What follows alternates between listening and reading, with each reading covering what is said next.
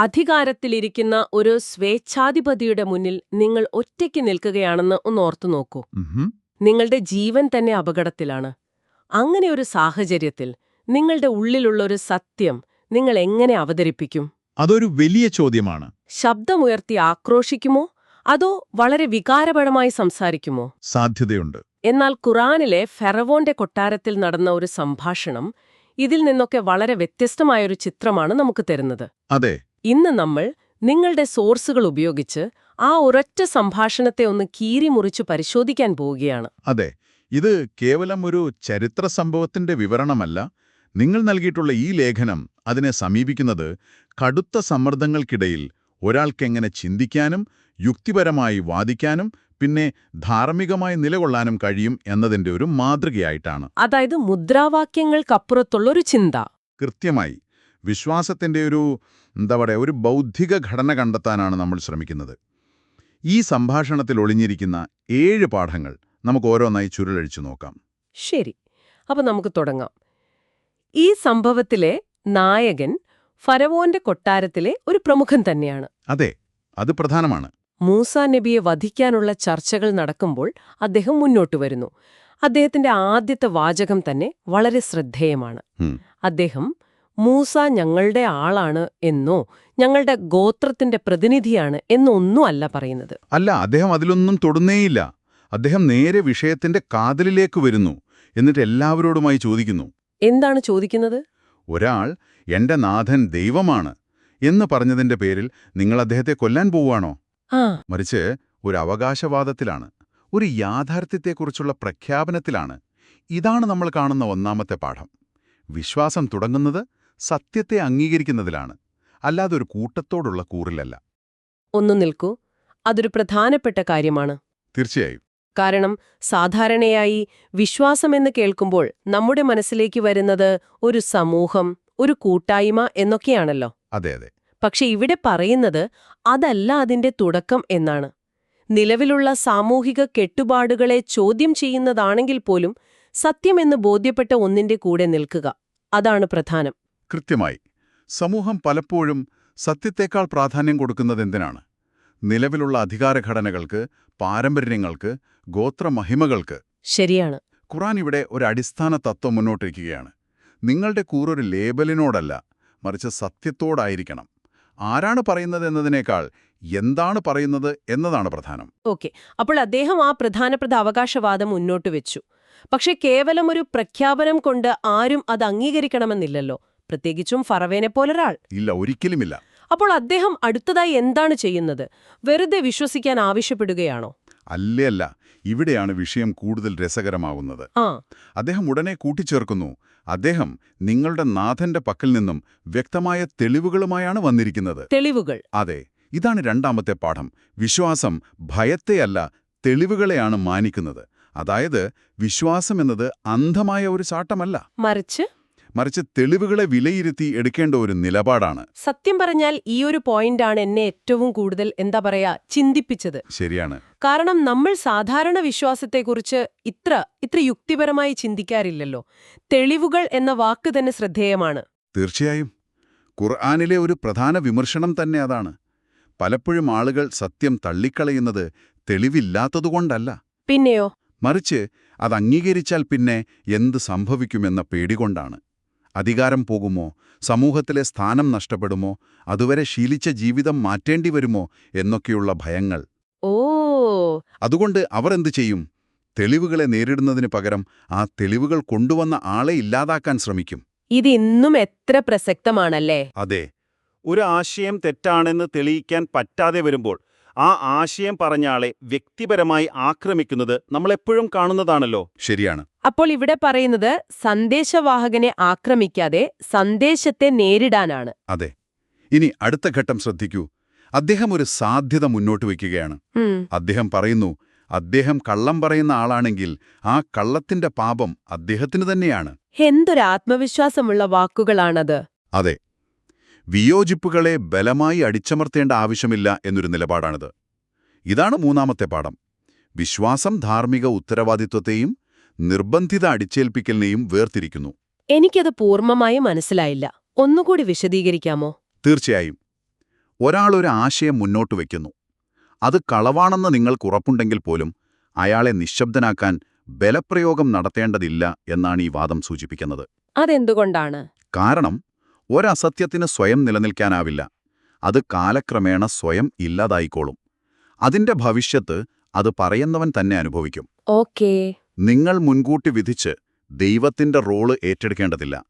ഒരാശയത്തെ നേരിടേണ്ടത് മറ്റൊരാശയം കൊണ്ടാണ്, അല്ലാതെ വാളുകൊണ്ടല്ല. സത്യത്തിന് നിലനിൽക്കാൻ അക്രമത്തിന്റെ ആവശ്യമില്ല. കൊള്ളാം.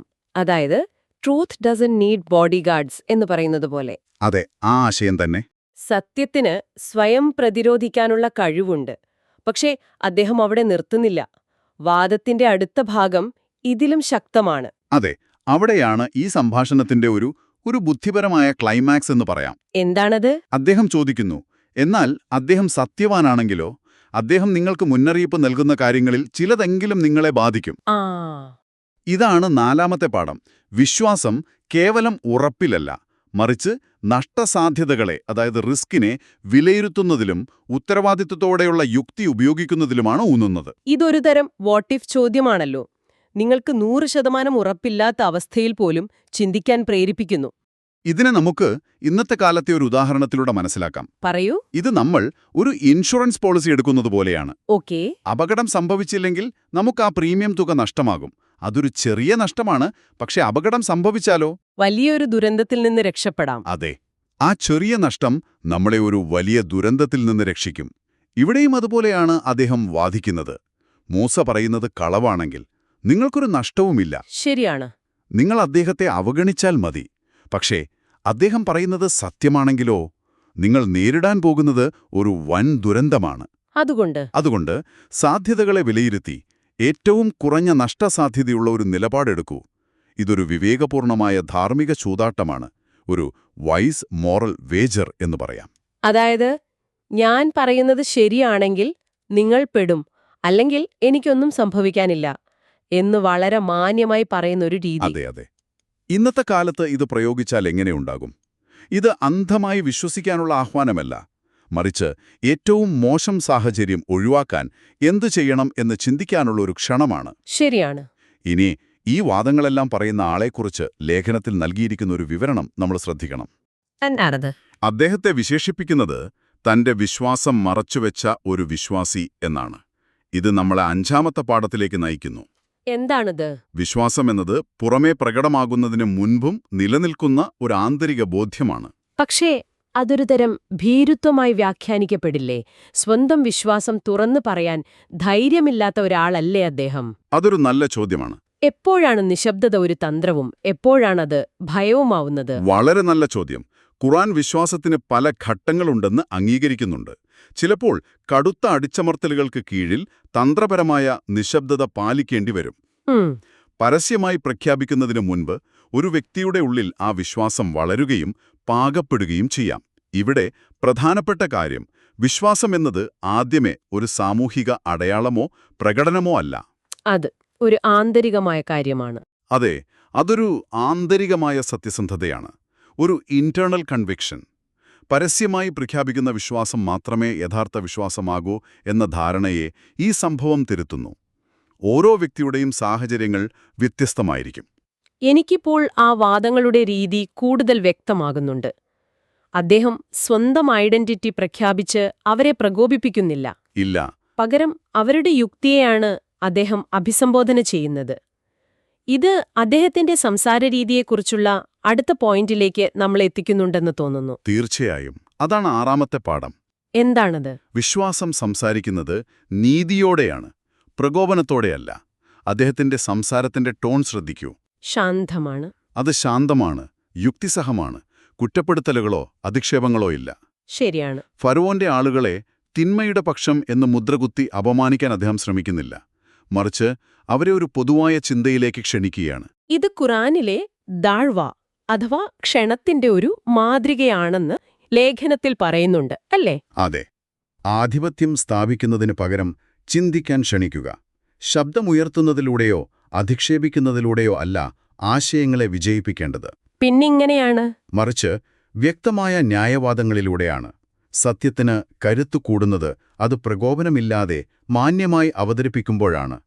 അധികാരത്തിന്റെ ഏറ്റവും ഉയർന്ന സ്ഥാനത്തുള്ള ഒരാളോട് സംസാരിക്കുമ്പോഴും സംസാരത്തിലെ ഈ മാന്യത കൈവിടാതിരിക്കുന്നത് അസാധാരണമായ ഒരു ധൈര്യം തന്നെയാണ്. നമ്മൾ ഇന്ന് സോഷ്യൽ മീഡിയയിലും പൊതുവേദികളിലുമൊക്കെ കാണുന്ന ചർച്ചകളുമായി ഇതിനെ താരതമ്യം ചെയ്യുമ്പോൾ ഈ പാഠത്തിന് ഒരുപാട് പ്രസക്തിയുണ്ട്. ഒരുപാടുണ്ട്. ആശയപരമായി തോൽക്കുമ്പോഴാണ് പലരും വ്യക്തിപരമായ ആക്രമണങ്ങളിലേക്ക് കടക്കുന്നത്. ശരിയാണ്. ഇനി നമ്മൾ ഈ ചർച്ചയുടെ അവസാന ഭാഗത്തേക്ക് വരികയാണ്. ഓക്കെ. ഇത്രയും യുക്തിസഹമായ വാദങ്ങൾ അവതരിപ്പിച്ച ശേഷം അദ്ദേഹം സംഭാഷണം അവസാനിപ്പിക്കുന്നത് എങ്ങനെയാണെന്ന് നോക്കാം. ഇതാണ് നമ്മളെ ഏഴാമത്തെയും ഒരുപക്ഷെ ഏറ്റവും പ്രധാനപ്പെട്ടതുമായ പാഠത്തിലേക്ക് എത്തിക്കുന്നത്.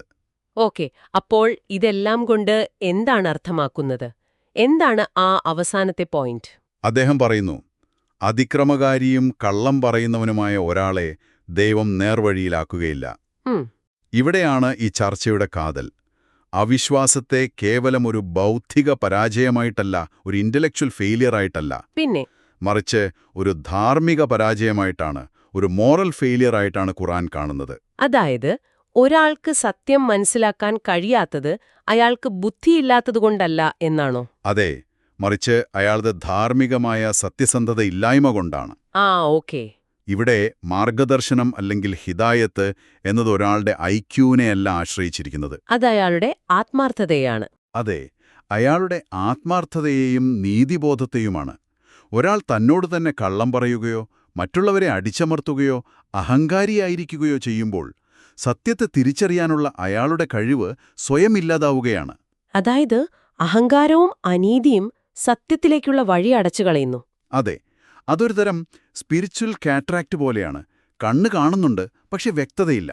അപ്പൊ നമ്മൾ ഇന്ന് ചർച്ച ചെയ്ത കാര്യങ്ങൾ ഒന്ന് ചേർത്ത് വെച്ചാൽ, ഫറവോന്റെ കൊട്ടാരത്തിലെ ആ വിശ്വാസിയുടെ ഒരൊറ്റ സംഭാഷണം വിശ്വാസത്തെക്കുറിച്ചുള്ള നമ്മുടെ പല ധാരണകളെയും ചോദ്യം ചെയ്യുന്നുണ്ട്.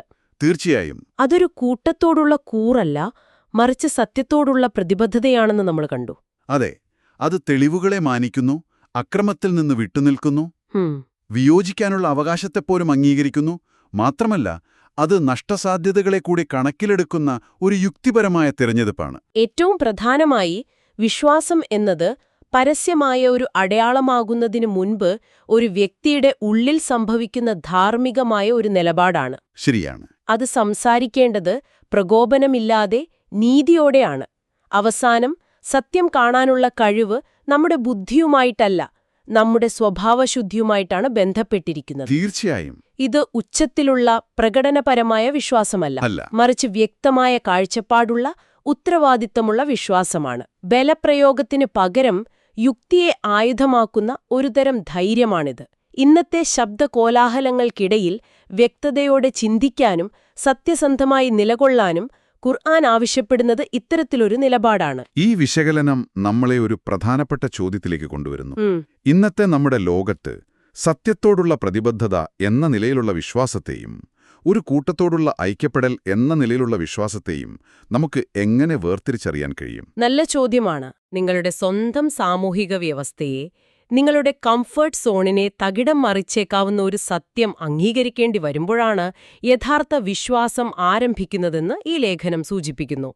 നിങ്ങൾക്കങ്ങനെ ഒരു അനുഭവം ഉണ്ടായാൽ എങ്ങനെയായിരിക്കും അതിനോട് പ്രതികരിക്കുക?